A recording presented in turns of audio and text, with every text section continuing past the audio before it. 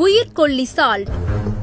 ஒரு கூட்டத்தில் இந்தியர்கள் முட்டாள்கள், அவர்களிடம் போதுமான பணம் இருக்கிறது, ஆனால் மூளை இல்லை என்று சொல்லிவிட்டு பெரிதாக சிரித்தாராம் டாக்டர் இர்வின்.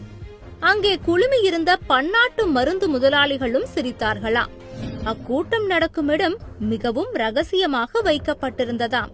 இவர்கள் உருவாக்கும் சதித்திட்டம் மிகவும் பயங்கரமானதாம். டாக்டர் இர்வின் இலினாய்ஸ் பல்கலைக்கழகத்தில் PhD பட்டம் பெற்றவர். உப்பின் மூலக்கூறுகள் எவை, அதில் உள்ள வேதிப்பொருட்கள் எவை, அதை கார்ப்பரேட் கமாடிட்டியாக மாற்றுவது எப்படி என்று ஆய்வு நடத்தியவர். மேலும் அவர் சிதம்பரம் அண்ணாமலை பல்கலைக்கழகத்தில் போஸ்ட் டாக்டரேட் படிப்பை முடித்தவர். இந்திய உணவின் உப்பின் பங்கு என்ன என்பது குறித்து ஆராய்ச்சியை தொடர்ந்தவர். சதி ஆலோசனை கூட்டத்தில் தொடர்ந்து அவர் எப்படி பேசினார் என்பதை நீங்கள் உணர்வதற்காகவே இந்த பதிவு. இந்தியர்கள் சாதாரணமாக நோய் வந்து பாயில் படுக்க மாட்டார்கள்.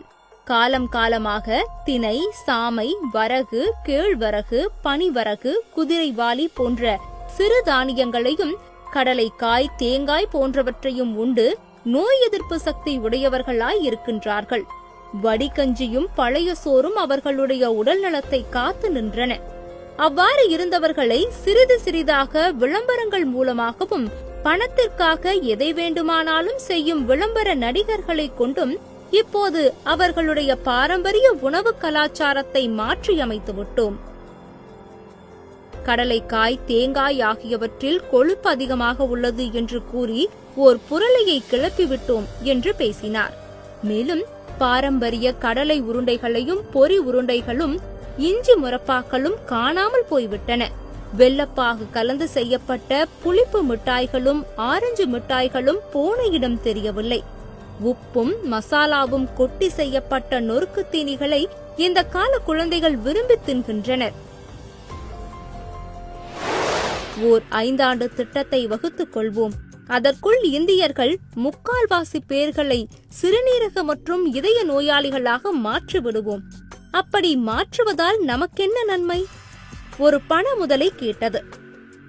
ஊருக்கு ஊர் பல டயாலிசிஸ் சென்டர்களை வைத்து விடுவோம். இனி 10 வயது சிறுவர்கள் கூட காலையில் 1 மணி நேரம் டயாலிசிஸ் செய்து கொண்டுதான் பள்ளிக்கு செல்ல வேண்டும். நாம் சதித்திட்டம் நிச்சயம் வெற்றியடையும். அது வெற்றியடைந்தால் இந்தியாவில் 20 வயதிற்கு மேற்பட்ட அனைவரும் இதய நோயாளிகளாகவே இருப்பர். அவர்கள் அனைவரும் இரத்த அழுத்த மாத்திரைகளை 3 வேளையும் உணவு மாதிரி உண்டே ஆக வேண்டும். அப்புறம் என்ன, அந்த மருந்து தொழிற்சாலைகளை வைத்துள்ள நாம் தான் உலகத்து பணக்காரர்களாக